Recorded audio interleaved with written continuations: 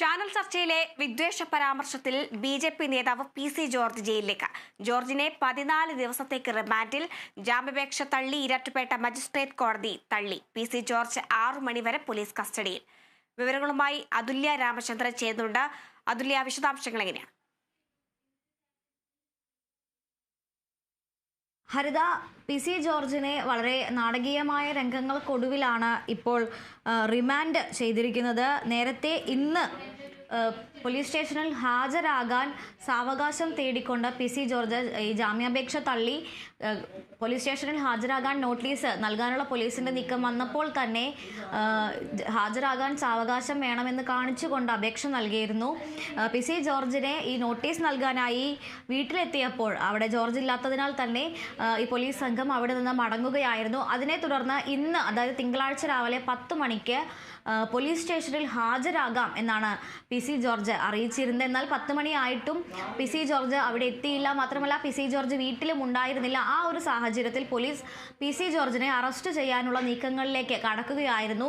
അപ്പോഴാണ് PC. George ഇത്തരത്തിൽ കോടതിയിലേക്ക് നേരിട്ടെത്തി ഹാജരായത്. അവിടെ കാത്തു നിന്നിരുന്ന പോലീസിന്റെ നീക്കങ്ങളെ മറികടന്നുകൊണ്ടാണ് പി.സി. ജോർജ് നാടകീയമായി ഇത്തരത്തിൽ കോടതിയിൽ ഹാജരാകുന്നത്. ചാനൽ ചർച്ചയിൽ കഴിഞ്ഞ ജനുവരി 6-ന് ഒരു ചാനൽ ചർച്ചയിൽ നടത്തിയ മതവിദ്വേഷ പരാമർശ കേസിലാണ് ഇപ്പോൾ ബി.ജെ.പി. നേതാവായ പി.സി. ജോർജ് കോടതിയിൽ കീഴടങ്ങുകയും തുടർന്ന് കോടതി അദ്ദേഹത്തെ റിമാൻഡ് ചെയ്യുകയും ചെയ്തിരിക്കുന്നത്. മാർച്ച് 10 വരെയാണ് ഈ ഒരു റിമാൻഡ് കാലാവധി. ഇന്ന് ആദ്യം അദ്ദേഹത്തെ കസ്റ്റഡിയിലേക്ക് നൽകിയിട്ടുണ്ട്. ഇന്ന് വൈകിട്ട് 6 മണി വരെയാണ് കസ്റ്റഡി അപേക്ഷ പരിഗണിച്ചിട്ടുള്ളൂ. ഈ കസ്റ്റഡി അപേക്ഷ, പോലീസ് സമർപ്പിച്ച കസ്റ്റഡി അപേക്ഷയിൽ അപാകതയുണ്ടെന്നും ആ അപാകത ചൂണ്ടിക്കാണിച്ചുകൊണ്ടാണ് ഇന്ന് വൈകിട്ട് 6 മണി വരെ അദ്ദേഹത്തിന് പോലീസ് കസ്റ്റഡിയിൽ വിട്ടിരിക്കുന്നത്. ഈ പോലീസ് കസ്റ്റഡിയിൽ വിട്ടിട്ടുള്ള ആ ഒരു സമയം, അല്ലെങ്കിൽ ആ ഒരു 6 മണി വരെയുള്ള സമയം അദ്ദേഹത്തെ ചോദ്യം ചെയ്യുകയും അതിനുശേഷം ചോദ്യം ചെയ്യലിന് ശേഷം വൈകിട്ട് കോടതിയിൽ ഹാജരാക്കുകയും ചെയ്യും.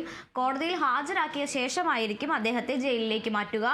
അതോടൊപ്പം തന്നെ പോലീസ് 2 ദിവസത്തെ കസ്റ്റഡി അപേക്ഷയാണ് പരിഗണിച്ചിരുന്നത്, പോലീസ് നൽകിയിരുന്നത്. എന്നാൽ അത്തരത്തിൽ 2 ദിവസത്തിൻ്റെ ചോദ്യം ചെയ്യലിൻ്റെ ആവശ്യം ഈ ഒരു കേസിൽ ഇല്ല എന്നായിരുന്നു കോടതിയുടെ നിരീക്ഷണം. അതോടൊപ്പം തന്നെ പോലീസ് സമർപ്പിച്ച കസ്റ്റഡി അപേക്ഷയിലെ അപാകത ചൂണ്ടിക്കാണിച്ചുകൊണ്ട് വൈകുന്നേരം പി.സി. ജോർജിനെ ഹാജരാക്കുമ്പോൾ പുതുതായി ഒരു കസ്റ്റഡി അപേക്ഷ കൂടി സമർപ്പിക്കാൻ ആണ് കോടതി നിർദ്ദേശം നൽകിയിരിക്കുന്നത്. ആ ഒരു കസ്റ്റഡി അപേക്ഷ സമർപ്പിച്ചതിന് ശേഷം അത് പരിഗണിച്ചുകൊണ്ടായിരിക്കും പി.സി. ജോർജിൻ്റെ കസ്റ്റഡി കാലാവധിയിൽ ഒരു തീരുമാനമുണ്ടാവുക. നിലവിൽ കസ്റ്റഡി കാലാവധി വൈകിട്ട് 6 മണി വരെയാണ്. അതിനുശേഷം അദ്ദേഹത്തെ മാർച്ച് 10 വരത്തേക്ക് റിമാൻഡ് ചെയ്തിരിക്കുകയാണ്.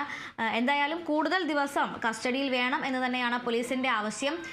ആ ഒരു അപേക്ഷ ഇന്ന് വൈകിട്ട് 6 മണിക്കായിരിക്കും വീണ്ടും ഇത്തരത്തിൽ പരിഗണിക്കുക. എന്തായാലും പി.സി. ജോർജിനെ സംബന്ധിച്ചിടത്തോളം അദ്ദേഹത്തിന് ലഭിച്ച ഒരു തിരിച്ചടി തന്നെയാണ് ഈ ഒരു റിമാൻഡിലാക്കിയ കോടതിയുടെ തീരുമാനം. കാരണം അറസ്റ്റ് ഭേദിക്കുന്നതിനായി, അല്ലെങ്കിൽ അറസ്റ്റ് ഒഴിവാക്കുന്നതിനായാണ് അദ്ദേഹം പോലീസ് സ്റ്റേഷനിൽ ഹാജരാകാമെന്ന് പറയുകയും പോലീസ് സ്റ്റേഷനിൽ അദ്ദേഹത്തെ കസ്റ്റഡിയിൽ എടുക്കുന്നതിനടക്കമുള്ള നടപടികൾക്ക് പോലീസ് തയ്യാറായി നിൽക്കുമ്പോൾ പറഞ്ഞ സമയത്ത് പോലീസ് സ്റ്റേഷനിൽ എത്താതെ ഈരാറ്റുപേട്ട കോടതിയിൽ നേരിട്ടെത്തുന്നത് ആ ഒരു അറസ്റ്റ് ഭേദിക്കാനുള്ള ആ ഒരു ശ്രമത്തിനേറ്റ കനത്ത തിരിച്ചടി തന്നെയാണ് ഇപ്പോഴത്തെ ഈ ഒരു റിമാൻഡ് കാലാവധി എന്ന് പറയുന്നത്. എന്തായാലും ഇന്ന് 2 ദിവസത്തെ കസ്റ്റഡി അനുവദിച്ചിട്ടില്ല എങ്കിലും കസ്റ്റഡി സമയം അവസാനിപ്പിച്ചാൽ ഈ ഒരു ജാമ്യാപേക്ഷ വീണ്ടും പരിഗണിക്കും എന്നാണ് കോടതി ആദ്യം പറഞ്ഞിരുന്നത്. പി.സി. ജോർജിനെ രാവിലെ ഈ ഒരു കോടതിയിൽ ഹാജരാക്കിയപ്പോൾ പറഞ്ഞിരുന്നത് തൽക്കാലത്തേക്ക് 6 മണി വരെയുള്ള കസ്റ്റഡി അപേക്ഷ മാത്രമേ നൽകാനാകൂ. ജാമ്യാപേക്ഷ ചോദ്യം ചെയ്യലിന് ശേഷം മറ്റ് കേസുകളുടെ കൂടി രജിസ്റ്റർ ചെയ്തിട്ടുള്ള കുറ്റകൃത്യങ്ങളുടെ കൂടി വിശദാംശങ്ങൾക്കൊപ്പം വൈകിട്ട് വീണ്ടും കോടതിയിൽ ഹാജരാക്കുകയും ജാമ്യാപേക്ഷ അപ്പോൾ പരിഗണിക്കാമെന്നുമായിരുന്നു കോടതി രാവിലെ അറിയിച്ചിരുന്നത്. എന്നാൽ പിന്നീട് കോടതി ഇപ്പോൾ തന്നെ ജാമ്യാപേക്ഷ കൂടി പരിഗണിക്കാം എന്ന് പറയുകയും വാദം കേട്ട കോടതി ഇതിനു മുൻപ് നൽകിയിട്ടുള്ള വാർത്തകളുടെ വിശദാംശങ്ങൾ കൂടി, ഇതിനു മുൻപുള്ള കേസുകളുടെ വിശദാംശങ്ങൾ കൂടി ചൂണ്ടിക്കാണിച്ചുകൊണ്ട് ഇന്ന് തന്നെ ആ ഒരു അപേക്ഷ പരിഗണിക്കുകയായിരുന്നു. ഈ ഒരു കേസുമായി ബന്ധപ്പെട്ട് കൂടുതൽ ചോദ്യം ചെയ്യലിൻ്റെയോ തെളിവെടുപ്പിൻ്റെയോ ആവശ്യങ്ങളില്ല എന്നാണ് കോടതിയുടെ നിരീക്ഷണം. ചോദ്യം ചെയ്യൽ മാത്രമാണ് ഇതിലൊരു നടപടി എന്ന് പറയുന്നത്. ഏതെങ്കിലും ഏതെങ്കിലും ഒരു പ്രത്യേക സ്ഥലത്തെത്തിച്ച് തെളിവെടുക്കേണ്ട ഒരു ആവശ്യം PC ജോർജിൻ്റെ ഈ ഒരു കേസിൽ ഇല്ലാത്തതിനാൽ തന്നെ 2 ദിവസത്തെ കസ്റ്റഡിയുടെ ആവശ്യം ഇല്ല എന്നാണ് പറയുന്നത്. എന്നാൽ ഇപ്പോൾ ഇദ്ദേഹത്തെ റിമാൻഡിൽ വിട്ടിരിക്കുകയാണ്. നല്ല രീതിയിൽ BJPയുടെ ഭാഗത്തു നിന്ന് പ്രതിഷേധം ഇതിനെതിരെ ഉയർന്നു വന്നിട്ടുണ്ട്. ഇന്ന് കോടതിയിൽ ഹാജരാകാൻ അദ്ദേഹം എത്തിയത് തന്നെ BJPയിലെ നേതാക്കൾക്കും പ്രവർത്തകർക്കും ഒപ്പമായിരുന്നു. മാത്രമല്ല PC ജോർജിനെ പിന്തുണച്ചുകൊണ്ട് K സുരേന്ദ്രൻ അടക്കമുള്ളവരും രംഗത്ത് വന്നിട്ടുണ്ട്. എന്തായാലും ഇതിനു മുൻപും ഇത്തരത്തിൽ നേരത്തെ കോട്ടയം കോടതിയും അതുപോലെ തന്നെ ഹൈക്കോടതിയും ജാമ്യാപേക്ഷ തള്ളിയതിനു ശേഷവും നേരിട്ട് ഹാജരാകാതിരിക്കുകയും മറുപടി നൽകാതിരിക്കുകയും ചെയ്ത PC ജോർജിനെ സംബന്ധിച്ചിടത്തോളം കനത്ത തിരിച്ചടി തന്നെയാണ് ഇപ്പോഴത്തെ ഈ ഒരു റിമാൻഡ് കാലാവധിയും അതിനെ തുടർന്നുള്ള ജയിലിലേക്ക് മാറ്റുന്നതുമായി ബന്ധപ്പെട്ടിട്ടുള്ള കാര്യങ്ങൾ. അതുല, ഈ ജാമ്യാപേക്ഷ തള്ളിയ സ്ഥിതിക്ക് വീണ്ടും ജാമ്യത്തിന് ശ്രമിക്കാനുള്ള ഒരു സാധ്യതയുണ്ടോ? അതേസമയം തന്നെ അദ്ദേഹത്തിന്റെ പ്രായപരിധി അടക്കം പരിഗണിച്ചുള്ളൊരു തീരുമാനമായിരിക്കുമോ പോലീസിന്റെ ഭാഗത്തുനിന്നുണ്ടാവുക? ഹരിത, PC ജോർജിനെ സംബന്ധിച്ചിടത്തോളം വീണ്ടും ഒരു ജാമ്യാപേക്ഷ അദ്ദേഹം നൽകിയാൽ പോലും അത് കോടതി പരിഗണിക്കുന്ന കാര്യം എത്ര കണ്ട് ഫലപ്രദമായിരിക്കും എന്നത് സംശയമാണ്. കാരണം PC ജോർജിൻ്റെ ഈ ഒരു മതവിദ്വേഷ പരാമർശവുമായി ബന്ധപ്പെട്ട കേസുകളിൽ കോടതി വളരെ കടുത്ത നിലപാട് തന്നെയാണ് ഇത്തവണ എടുത്തിരിക്കുന്നത്. പ്രത്യേകിച്ചും നേരത്തെ തന്നെ ഹൈക്കോടതി ഈ ഒരു വിഷയത്തിൽ തന്നെ ഇപ്പോൾ നിലവിൽ അദ്ദേഹത്തിൻ്റെ പേരിലുള്ള 4ാമത്തെ കേസാണ് ഇപ്പോൾ നമ്മൾ സംസാരിക്കുന്ന ഈ രജിസ്റ്റർ ചെയ്യപ്പെട്ടിട്ടുള്ള കേസ്. അതായത് ജനുവരി 6-ന് ഒരു സ്വകാര്യ ചാനലിൻ്റെ ചർച്ചയിൽ അദ്ദേഹം വന്ന് മതവിദ്വേഷപരമായ പരാമർശങ്ങൾ നടത്തി എന്നത് ആ ഒരു കേസിൽ മാത്രം ഹൈക്കോടതി അദ്ദേഹത്തിന് മുൻകൂർ ജാമ്യം തള്ളിയിരുന്നു. അത് ആ ജാമ്യം തള്ളുമ്പോൾ കോടതി പറഞ്ഞ നിരീക്ഷണങ്ങൾ എന്ന് പറയുന്നത് വളരെ ശക്തമായ നിരീക്ഷണങ്ങളാണ്. PC ജോർജിൻ്റേത് ഇത് ആദ്യത്തെ സംഭവമല്ല. ഒരു തവണ സംഭവിക്കുമ്പോൾ അതിനെ അബദ്ധം എന്ന് പറയാം. എന്നാൽ PC ജോർജ് അബദ്ധങ്ങളോട് അബദ്ധങ്ങളാണ് ചെയ്യുന്നത്. ആ ഒരു സാഹചര്യത്തിൽ ഇത് ബോധപൂർവമായി തന്നെ പറയുന്നതായി കണക്കാക്കേണ്ടിയിരിക്കുന്നു. ഒരു MLA അല്ലെങ്കിൽ ഒരു ജനപ്രതിനിധി എന്ന നിലയിൽ, അതും 30 വർഷത്തോളം പ്രവർത്തന പരിചയമുള്ള ഒരു MLA എന്ന നിലയിൽ വളരെ ചെറിയ കാര്യങ്ങളിൽ പോലും ഇത്ര എളുപ്പത്തിൽ പ്രകോപിതനാകുന്ന ഒരാളെ അല്ലെങ്കിൽ പ്രകോപനങ്ങൾക്ക് വശംവദനാകുന്ന ഒരാൾക്ക് രാഷ്ട്രീയക്കാരനായി തുടരാൻ അർഹതയില്ല എന്ന് തന്നെയാണ് കോടതി അന്ന് നിരീക്ഷിച്ചത്.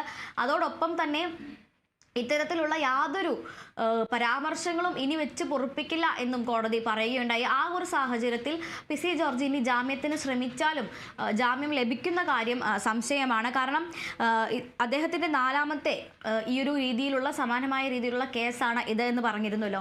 നേരത്തെ ഹിന്ദു മഹാസഭയുടെ സമ്മേളനത്തിൽ PC ജോർജ് സമാനമായ രീതിയിൽ എല്ലാ മുസ്ലിങ്ങളെയും നാട് കടത്തണം എന്നുള്ള രീതിയിൽ ഒരു പരാമർശം ഉണ്ടാവുകയും ആ പരാമർശത്തെ തുടർന്ന് PCയെ വളരെ നാടകീയമായി അന്നത്തെ മ്യൂസിയം പോലീസ് വന്ന ഫോർട്ട് പോലീസ് കസ്റ്റഡിയിലെടുക്കുകയും ചെയ്തിരുന്നതാണ്. അതിനുശേഷം ജാമ്യ വ്യവസ്ഥ ലംഘിക്കുകയും ജാമ്യം റദ്ദാക്കുന്നതിലേക്ക് വരെ കോടതി എത്തുകയും ചെയ്തിരുന്നു. എന്നാൽ അന്ന് ജാമ്യം ലഭിച്ചതിനു ശേഷം അദ്ദേഹം വീണ്ടും പാലാരിവട്ടത്ത് മറ്റൊരു സമ്മേളനത്തിൽ എത്തുകയും അവിടെയും ഇത്തരത്തിൽ തന്നെ ഒരു വിദ്വേഷപരമായ അല്ലെങ്കിൽ കലാപാഹ്വാനം നൽകുന്ന ഒരു പരാമർശം നടത്തിയതിൻ്റെ പേരിൽ പാലാരിവട്ടം പോലീസ് കേസെടുക്കുകയും ചെയ്തിരുന്നു. ഈ 2 കേസുകളിലും പാലാരിവട്ടത്ത് കേസ് അദ്ദേഹത്തിൻ്റെ പേരിൽ രജിസ്റ്റർ ചെയ്തപ്പോൾ അത് തിരുവനന്തപുരത്ത് നിന്ന് അദ്ദേഹത്തിന് ലഭിച്ച ജാമ്യ വ്യവസ്ഥയുടെ ലംഘനമാണ് എന്ന് കാണിച്ചുകൊണ്ടാണ് പാലാരിവട്ടത്തെ കേസ് രജിസ്റ്റർ ചെയ്തത്. ഈ ഒരു സാഹചര്യത്തിൽ അദ്ദേഹം ഹൈക്കോടതിയിൽ പോവുകയും ഈ 2 കേസുകളിലും ജാമ്യം വാങ്ങുകയുമായിരുന്നു. അന്ന് തന്നെ കോടതി നിരീക്ഷിച്ചതാണ് കർശനമായ ജാമ്യ വ്യവസ്ഥകളോട് കൂടിയാണ് ജാമ്യം അനുവദിക്കുന്നത്. ഓൾറെഡി നിലവിൽ തന്നെ 2 കേസുകളിൽ സമാനമായ രീതിയിൽ അദ്ദേഹത്തിന് ജാമ്യം നൽകിയിട്ടുണ്ട്. ആ 2 കേസുകളിലെയും ജാമ്യ വ്യവസ്ഥകൾ ലംഘിച്ചിട്ടും അദ്ദേഹത്തിന് ഒരു തവണ കൂടി അവസരം നൽകാൻ കോടതി തയ്യാറായി. അത്തവണ PCയോട് കൃത്യമായി തന്നെ അടങ്ങിയിരിക്കണം എന്ന് തന്നെയാണ് കോടതി പറഞ്ഞത്. എന്നാൽ ആ കർശനമായ ജാമ്യ വ്യവസ്ഥകൾ നിലനിൽക്കുമ്പോഴാണ് അദ്ദേഹം ഇക്കഴിഞ്ഞ ജനുവരി 6-ന് ജനം TVക്ക് നൽകിയ ചാനലിലെ ചർച്ചയിൽ മുസ്ലിങ്ങളെ നാട് കടത്തണം എന്ന രീതിയിലൊരു പരാമർശം നടക്കുന്നത്. ഇത്ര കർശനമായ വ്യവസ്ഥകൾ നിലനിൽക്കുമ്പോൾ 3ാമത്തെ തവണയാണ് അദ്ദേഹം ആ വ്യവസ്ഥകളെല്ലാം തന്നെ ലംഘിക്കുന്നത്. ആ ഒരു സാഹചര്യത്തിലാണ് മുൻകൂർ ജാമ്യാപേക്ഷയുമായി എത്തിയ PC ജോർജിനെ ഹൈക്കോടതി വലിയ രീതിയിൽ തന്നെ വിമർശിക്കുകയും ഇത്തരത്തിൽ ഇനി രാഷ്ട്രീയക്കാരനായി തുടരാൻ നിങ്ങൾക്ക് അർഹതയില്ല എന്ന് പറഞ്ഞുകൊണ്ട് തന്നെ ജാമ്യം റദ്ദാക്കുകയും ചെയ്തത്. എന്തായാലും ഇപ്പോൾ ഇത്തരത്തിൽ PC ജോർജിനെതിരെ കൃത്യമായ ഒരു നടപടി സ്വീകരിച്ചിട്ടില്ല എന്നുണ്ടെങ്കിൽ അത് സമൂഹത്തിൽ തെറ്റായ ഒരു സന്ദേശമായിരിക്കും നൽകുക. കാരണം ഒരേ തെറ്റ് തന്നെ തുടരെ ആവർത്തിക്കുന്ന ഒരാൾക്ക് ഓരോ തവണയും ജാമ്യം നൽകി പോവുക എന്ന് പറയുന്നത് തെറ്റായൊരു പ്രവണതയെ പിന്തുണയ്ക്കുന്നു എന്നുള്ളൊരു സന്ദേശമാണ് സമൂഹത്തിൽ നൽകുക. നൽകുക. അതുകൊണ്ട് തന്നെ വളരെ കടുത്ത നിലപാടിലേക്കാണ് ഇത്തവണ കോടതിയും പോലീസും കടന്നിരിക്കുന്നത്. PC ജോർജിനെ കൃത്യമായി തന്നെ ചോദ്യം ചെയ്യുകയും കസ്റ്റഡിയിൽ വിട്ടുകിട്ടുന്നതിനനുസരിച്ച് കൃത്യമായി തന്നെ ചോദ്യം ചെയ്യുകയും റിമാൻഡ് കാലാവധി പൂർത്തിയാകുന്നതുവരെ ജയിലിൽ തന്നെ തുടരാൻ അദ്ദേഹത്തെ പ്രേരിപ്പിക്കുകയും ചെയ്യും എന്നതാണ് കോടതിയുടെയും പോലീസിന്റെയും നിലപാട്. ശരി, അതുല്യാണ് വിവരങ്ങൾ നൽകിയത്.